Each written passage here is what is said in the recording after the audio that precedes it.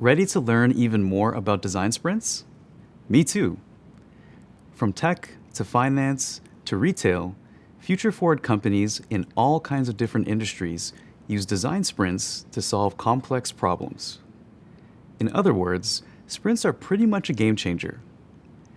But what makes design sprints beneficial? And why are they so darn popular? Here's what a few seasoned UX designers have pointed out. First, in design sprints, it's all about the user.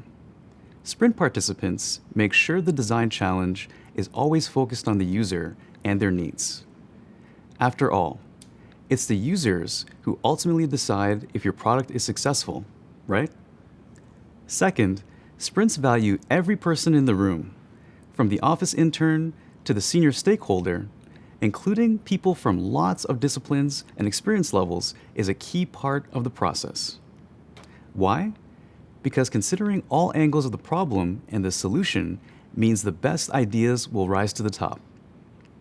Next, sprints give the core team time to focus solely on the design challenge.